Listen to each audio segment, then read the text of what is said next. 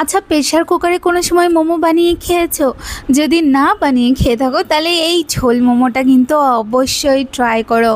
তো প্রথমে আমি ঝোল মোমো বানানোর জন্য ময়দাটা মাখিয়ে নেব। তো এখানে একটা বোলের মধ্যে ময়দা নিয়ে নিয়েছি, এরপর ওর মধ্যে পরিমাণ মতো লবণ আর তেল দিয়ে ময়দাটাকে ভালো করে একটু মিশিয়ে নেব। এরপর ওর মধ্যে অল্প অল্প জল দিয়ে ময়দাটাকে ভালো করে একটু মাখিয়ে নিতে হবে। এখানে দেখো ময়দাটাকে একটু নরম করে মেখেছি, এরপর ময়দাটাকে ঢেকে রেস্টে রাখবো। এরপর একটা চপারের মধ্যে আমি দিয়ে দেবো বেশ খানিকটা বাঁধাকপির পাতা। এরপর এটাকে ভালো করে একটু চপিং করে তারপর এটাকে একটা বোলের মধ্যে ঢেলে নেব। এরপর ওই চপারের মধ্যেই আমি দিয়ে দেবো গাজর। তো এখানে আমি দুটো গাজরকে ছোট ছোট করে কেটে নিয়েছি, সেটা দিয়ে দিয়েছি। আর এখানে দিয়ে দিয়েছি দুটো পেঁয়াজ, দিয়ে দিয়েছি 1-1.5 ইঞ্চির মতন আদা, আর দিয়ে দিয়েছি 6-7টার মতন লঙ্কা। এরপর এই সব কিছুকেও ভালো করে চপিং করে বোলের মধ্যে ঢেলে নিয়ে তারপর ওর মধ্যে দিয়ে দেবো আমি পরিমাণ মতন একটুখানি লবণ, আর এখানে আমি দিয়ে দিচ্ছি একটু গোলমরিচের গুঁড়ো, আর ওর মধ্যে দিয়ে দেবো একটু সয়া সস। এরপর সব কিছুকে ভালো করে একটু মিশিয়ে নিতে হবে।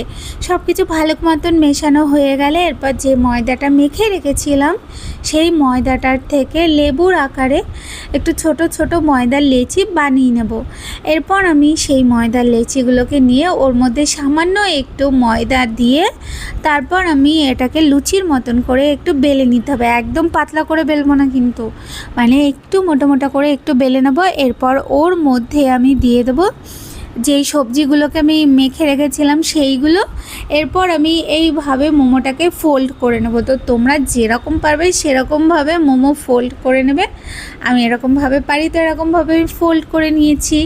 এরপর সবগুলো মোমো বানানো হয়ে গেলে এরপর আমি কুকারের মধ্যে অল্প তেল দিয়ে ওর মধ্যে দিয়ে দেবো পেঁয়াজ কুচি। তো এখানে আমি মিডিয়াম সাইজের দুটো পেঁয়াজ কুচি দিয়েছি, আর ওর মধ্যে পেঁয়াজের মধ্যে আমি 1-1.5 ইঞ্চির মতন আদা আর 10-12টার মতন রসুন দিয়েছিলাম। সব কিছুকে একসাথে কুচি করে নিয়েছিলাম, সেটা দিয়ে ভালো করে একটু ভেজে নেব।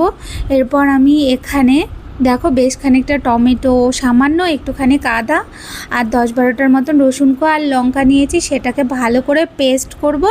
এরপর পেঁয়াজটা ভাজা হয়ে গেলে ওর মধ্যে এই মশলাটা দিয়ে দিতে হবে।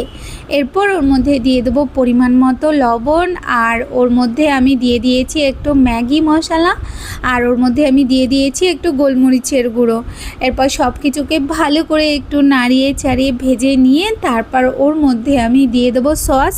তো এখানে টমেটো সস দিয়েছি 3 চামচের মতন, আর এর মধ্যে সামান্য মানে হাফ চামচের মতো দিয়ে দিয়েছি সয়া সস।